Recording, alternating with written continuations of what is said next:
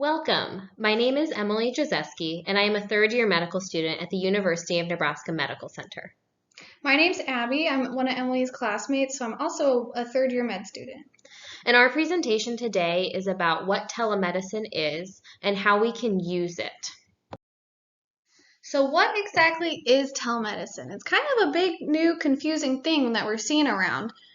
Overall, what it means is it's a way to talk and meet with your doctor that's not in person. So you can talk to your doctor over the phone, you can talk to them through a video chat on your computer or laptop, or even use your tablet.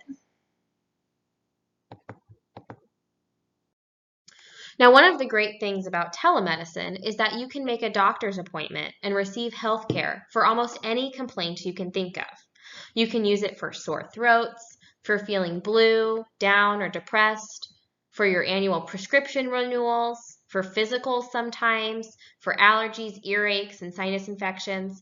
Almost anything you can think of can be completed via a telemedicine visit. And the best way to find out if your complaint can be handled via telemedicine is to call your doctor.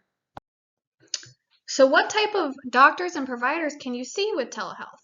Well, you can see your primary care physician, you can see mental health providers like psychiatrists and counselors, but you can also see all sorts of specialists such as dermatology, cardiology, you can see a geriatrician or even an allergist. I mean, it must be pretty hard to set up a telehealth visit.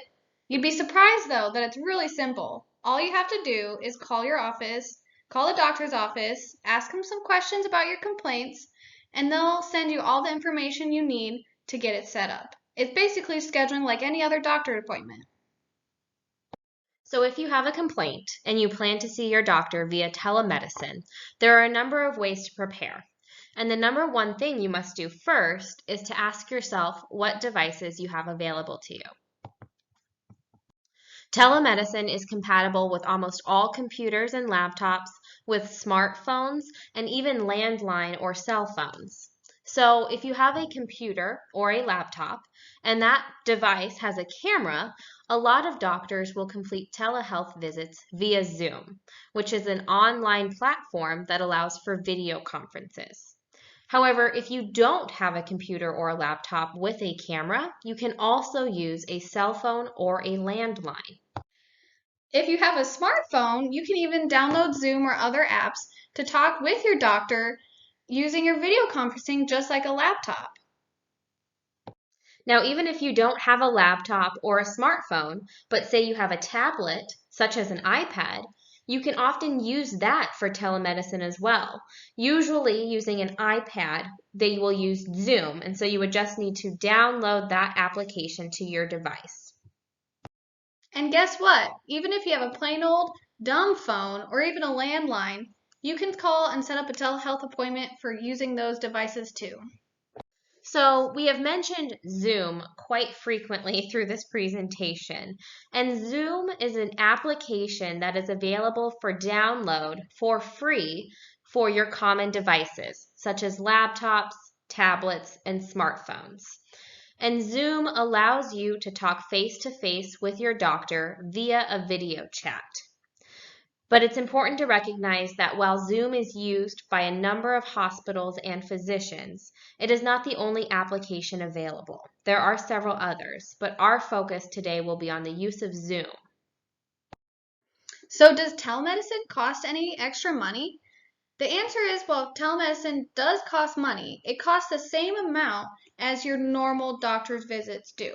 So if you have Medicare or Medicaid or any other type of insurance, you pay the same amount for a telehealth visit that you would if you were to go to your doctor's office and visit with them face to face. There's also some helpful information that we have listed for you on the slide that can help you navigate this insurance information and questions that you might have in the future. It's also important to recognize that telemedicine is very, very safe. The only people who have access to your health information for a telehealth visit are your doctor and their staff and you. It is exactly the same as the information that is shared with your providers during an in-person visit. Additionally, healthcare providers have ensured that the communication methods that they use for telemedicine, such as Zoom or telephone calls, are secure and safe, and those lines are not able to be accessed by outsiders. And on that note, it's important to know that telehealth is also very private.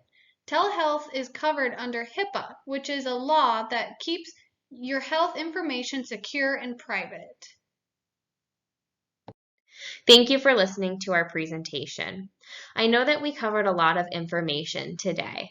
And in summary, essentially telemedicine is a way for you to connect with your doctor via telephone, tablet, or laptop, either talking on the phone or connecting via video chat. It is a way for you to stay safe at home and get the health care that you need. Remember that you can use this for primary care visits, specialty visits, and for almost any complaint or concern that you have. Telemedicine is safe, private, and secure. If you have any questions, please feel free to reach out to myself or Abby at our emails listed on the slide. And this project was partially funded by the Health Resources and Services Administration of the U.S. Department of Health and Human Services. Thank you.